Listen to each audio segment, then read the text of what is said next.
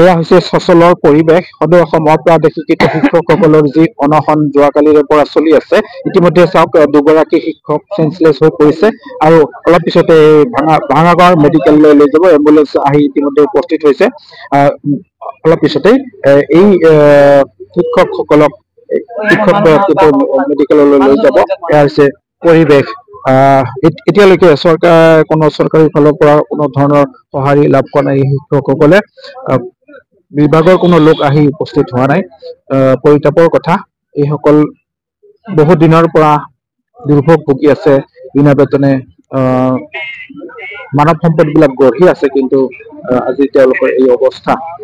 অসম প্ৰদেশ কংগ্ৰেছৰ মুখপাত্ৰ পলাশী দাসৰ মন্তব্য গ্ৰহণ কৰা হৈছিল। আপোনালোকে চাই থাকিব শেষলৈকে আৰু যিমান পাৰে এই দুৰ্ভগীয়া শিক্ষকসকলৰ বাবে ভিডিঅ'টো শ্বেয়াৰ কৰি আগলৈ আগবঢ়াই দিব।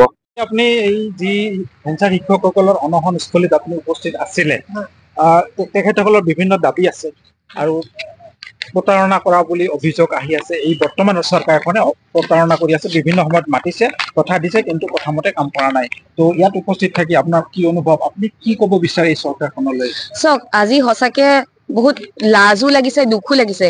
যিসকল আমাৰ যোনে আমাক শিক্ষা দিয়ে ন, যোনে আমাক জ্ঞানৰ পোহৰ দেখুৱায়, আজি সেইসকল শিক্ষকৰ অৱস্থা চাওক। আজি আমৰণ অন্বেষণ কৰিব লগা আছে। অলৰেডি তেওঁলোকৰ বয়স গৰকি গৈছে। হয়তো কোনোবাই কাৰোবাৰ ঘৰত কাম কৰিছে, হয়তো হাজিৰা কৰিছে, হয়তো ই ৰিক্সা চলাইছে। আজি এই অৱস্থা হৈছে। তেওঁলোকে আমাক জ্ঞানৰ পোহৰ দেখুৱায়, কিন্তু তেওঁলোকৰ ল'ৰা ছোৱালী আজি জ্ঞানৰ অন্ধকাৰত আছে।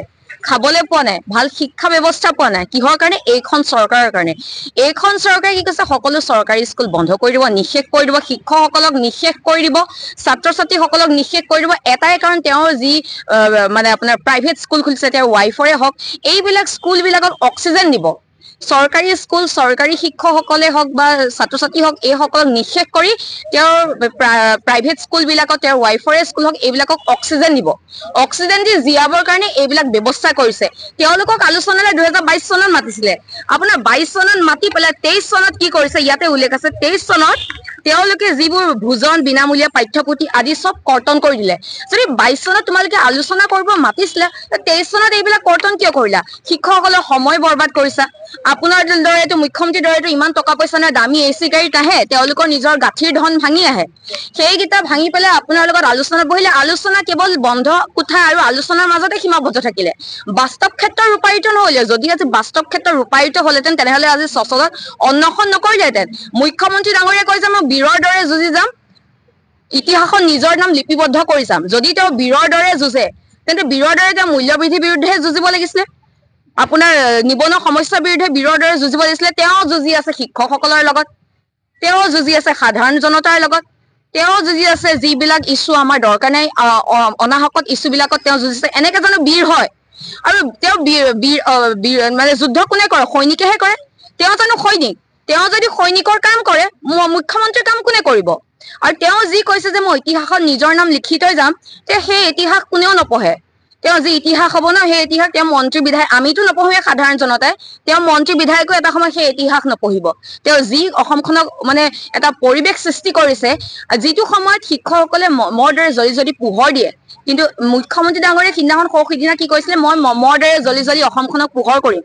আপুনি যদি মমৰ দৰে জ্বলি জ্বলি অসমখনক পোহৰ কৰে, তেন্তে এই শিক্ষকসকলে আজি অনশন কিয় কৰিছে? মই সুধিব বিচাৰিছো, আপুনি মমৰ দৰে জ্বলি পোহৰ দিব নে গোটেইখন পুৰি ছাইখাৰ কৰিব? ছাইখাৰেই কৰিছে ন। এফালে কয় শান্তি কপৌচৰাই ঘূৰি আছে অসমত, কোনো ধৰণৰ প্ৰতিবাদ নাই, ধৰ্ণা নাই, একদম শান্তি কপৌচৰাই ফুৰি আছে বুলি তেওঁ প্ৰধানমন্ত্ৰী ডাঙৰীয়া আহোঁতে কৈছিলে। যদি অসমত সঁচাকৈ শান্তি কপৌচৰাই ঘূৰি আছে আজি, তেন্তে সচলত কিয়? আপুনি সচলত আহিলে দেখিব বিভিন্ন ধৰণৰ আন্দোলন হৈয়ে আছে। অংগনবাদীয়ে হওক, ৰান্ধনী কৰ্মীয়ে হওক, গাহৰি পালন সকলে হওক বা শিক্ষকসকলে সকলোৱে আন্দোলন কৰিছে। আজি যদি শান্তি কপৌচৰাই ঘূৰি আছিলে, শান্তিও হৈ থাকিব লাগিছিলে। আজি সচলত আপুনি মই কিয় আহিলোহেঁতেন? তেওঁ শান্তি কপৌচৰাই কেৱল বিজেপি মানুহৰ ঠাইতে উৰি আছে, আমাৰ ফালে অশান্তি কপৌচৰাই দিছে। এইজন মুখ্যমন্ত্ৰী ডাঙৰীয়ে গুজৰাটী কথা মতে উঠা বহা কৰে। তেওঁৰ পৰা অসমে কি আশা কৰিব? তেওঁ অসমৰ মানুহে যিবোৰ কাম বেয়া পায়, সেইবোৰ কাম তেওঁ কৰি ভাল পায়। অসমৰ মানুহে ভাল পোৱা কাম কৰি বেয়া পায়। আৰু সমান্তৰালকৈ 1950 চনৰ ভিতৰত ক'ব লাগিব আটাইতকৈ অধম শিক্ষামন্ত্ৰী ৰণোজ পেগু ডাঙৰীয়া। হয়, তেওঁ সন্মানে নাই। তেওঁ আজি সন্মান থকালে তেওঁক যোনে বেয়াকে গালি দিলে, আকাশ ফুকন, তেওঁক বিজেপিয়ে দেখোন সন্মান দিলে আৰু পষ্ট এক্সটেনশ্যনহে কৰালে তেওঁক। শিক্ষামন্ত্ৰীয়ে সন্মান নাই, শিক্ষামন্ত্ৰীয়ে মুখেই নুখুলে, শিক্ষামন্ত্ৰীয়ে দল বাগৰি আহি নিজৰ আদৰ্শও পাহৰিলে। সেইজন শিক্ষামন্ত্ৰীৰ পৰা কি তেওঁ মানে সাধাৰণ জনতাই আশা কৰিব? শিক্ষামন্ত্ৰীয়ে কয় মেট্ৰিকৰ ৰিজাল্ট 15 দিনৰ পিছত দিম, মুখ্যমন্ত্ৰী ডাঙৰীয়াই কয় কাইলৈ দিম। শিক্ষামন্ত্ৰীৰ ভেলুৱে নাই, তেওঁ মুখখন খোলক। মুখ্যমন্ত্ৰী ডাঙৰীয়াই কয় যে শিক্ষক দিৱসৰ প্ৰয়োজন নাই, শিক্ষক দিৱস নিজে নিজে পাতক। শিক্ষক দিৱসৰ প্ৰয়োজন নাই কব, শিক্ষকসকলক বেনিফিচিয়াৰী কব, মাল বুলি কব, শিক্ষক দিৱসটো তুলনি বিয়াৰ লগত তুলনা কৰিব। এইখন চৰকাৰৰ পৰা কি আশা কৰিব? মই মুখ্যমন্ত্ৰী ডাঙৰীয়া এটাই ক'ম যে আপুনি এই শিক্ষকসকলৰ কথা ভাবক, তেওঁলোকৰ বয়স গৰকি গৈছে, বহুতে ইতিমধ্যে মৃত্যুবৰণ কৰিছে, বহুতে অৱসৰপ্ৰাপ্ত হৈছে ইতিমধ্যে। এইসকলৰ কথা ভাবক, তেওঁলোকৰ যি দাবী সেই দাবীসমূহ পূৰণ কৰক।